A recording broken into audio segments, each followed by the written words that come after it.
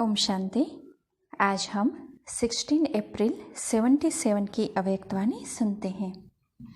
आज की वाणी का सार है ब्राह्मण जन्म की दिव्यता और अलौकिकता। मर्यादा पुरुषोत्तम बाप समान बनने वाले, सदा सिरताज, सदा बाप के सर्व प्राप्तियों के सहारे में रहने वाले बच्चों प्रति उच्चारे हुए बाबा के महावाक्य। सुनना और समाना। सुनना सहज लगता है, रुचि होती है, सुनते ही रहे, यह इच्छा सदैव रहती है। ऐसे ही समाना भी इतना ही सहज अनुभव होता है। सदा इच्छा रहती है कि समाने से बाप समान बनना है।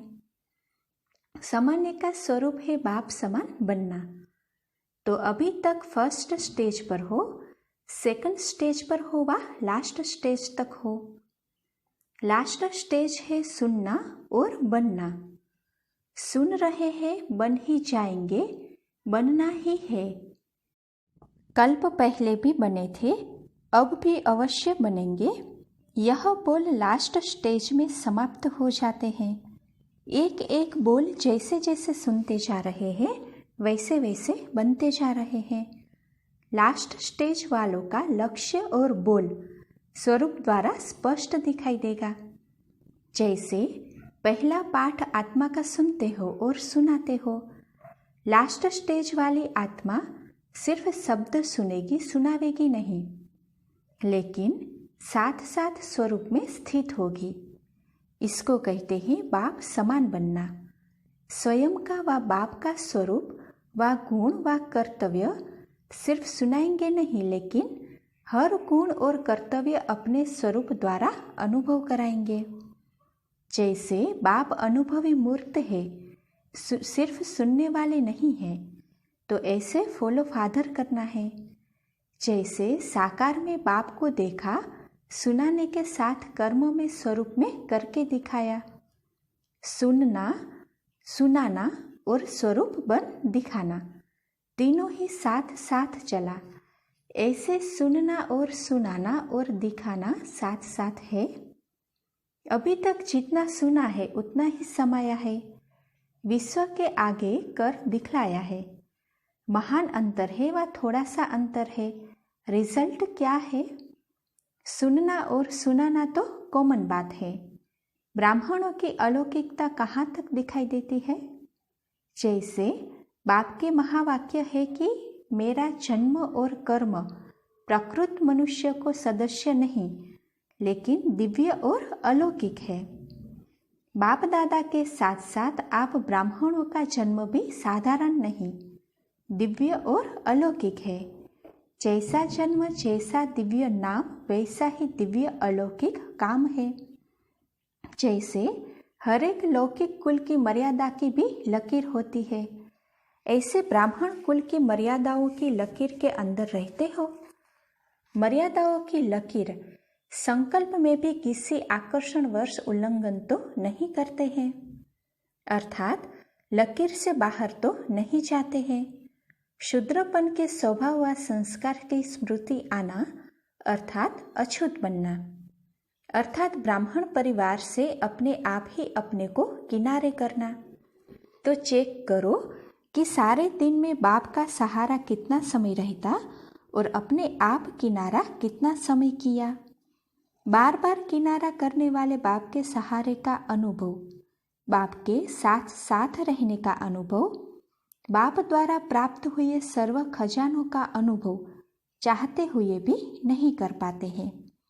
सागर के किनारे पर रहते सिर्फ देखते ही रह जाते हैं, पा नहीं सकते। पाना है यह इच्छा बनी रहती है, लेकिन पा लिया है यह अनुभव नहीं कर पाते हैं। जिज्ञासा ही रह जाती है, अधिकारी नहीं बन पाते हैं। तो सारे दिन में जिज्ञासु की स्टेज कितना समय रहती है और अधिकारी की स्टेज कितना समय रहती है? आप लोग के पास भी जब कोई नया आता है तो उसको पहले जिज्ञासु बनाते हो। जिज्ञासु अर्थात जिज्ञासा रहे कि पाना है। आप लोग भी जिज्ञासु को किनारे रखते हो, संगठन में या रेगुलर क्लास में आने नहीं देते हो। जब वह कहता है अब अनुभव हुआ, निश्चय हुआ व मान लिया, जान लिया, तब संगठन में आने की परमिशन देते हो। तो अपने आप से पूछो कि जब जिज्ञासु की स्टेज रहती है तो बाप का सहारा व कुल का सहारा अर्थात संगठन का सहारा स्वतः ही समीप के बजाय अपने को दूर दूर वाला अनुभव नहीं करते। सहारे के बजाय स्वतः बुद्धि द्वारा किनारा नहीं हो जाता। बच्चे के बजाय मांगने वाले भक्त नहीं बन जाते। शक्ति दो, मदद करो, माया को भगाओ, युक्ति दो, माया से छुड़ाओ। यह ब्राह्मणपन के संस्कार नहीं है। ब्राह्मण कब पुकारते नहीं।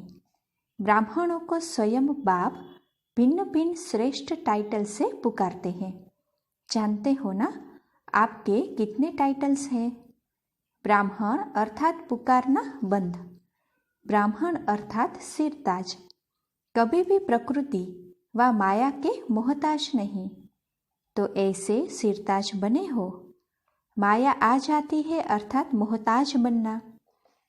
पुराने संस्कार वश हो जाते हैं, स्वभाव वश हो जाते हैं।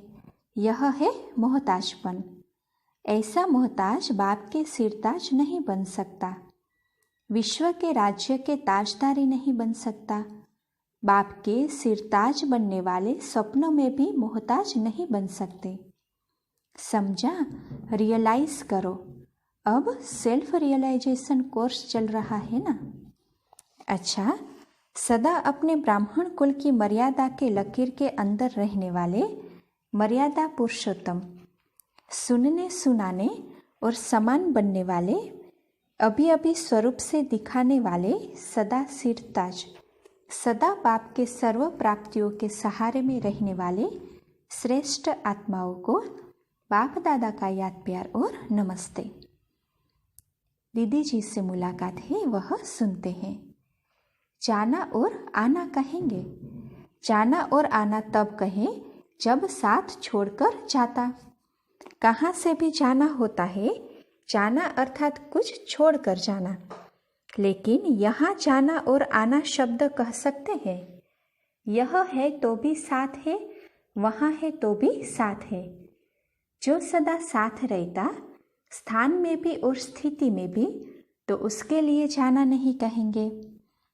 जैसे मधुबन में भी एक कमरे से दूसरे कमरे में जाओ तो यह नहीं कहेंगे हम जा रहे हैं, छुट्टी लेवे, नहीं। नेचुरल जाना आना चलता रहता है क्योंकि साथ साथ है ना। यह भी एक कमरे से दूसरे कमरे में चक्कर लगाते हैं, है मधुबनवासी, इसीलिए विदाई शब्द भी नहीं कहते। सदा सेवा की बधाई देते हैं, सदा साथ रहते, सदा साथ चलते, अंग संग है। ऐसे ही अनुभव होता है ना। महारथी अर्थात बाप समान। महारथियों के हर कदम में पद्मों की कमाई तो कॉमन बात है, लेकिन हर कदम में अनेक आत्माओं को पद्मापति बनाने का वरदान भरा हुआ है। महारथी कहेंगे हम जाते हैं, नहीं, लेकिन साथ जाते हैं।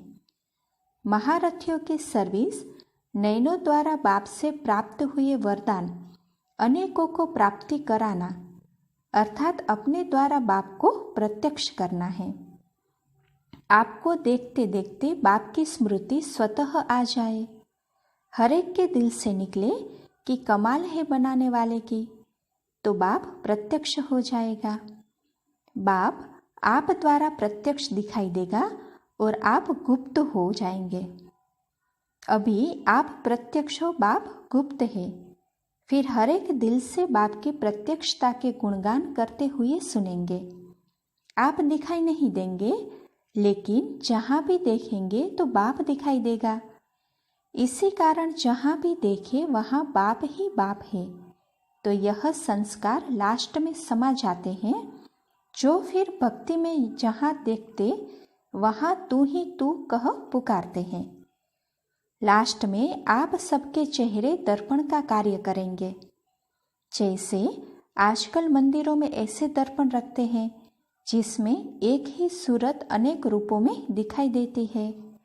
ऐसे आप सबके चेहरे चारों ओर बाप को प्रत्यक्ष दिखाने के निमित्त बनेंगे और भक्त कहेंगे, जहाँ देखते तू ही तू।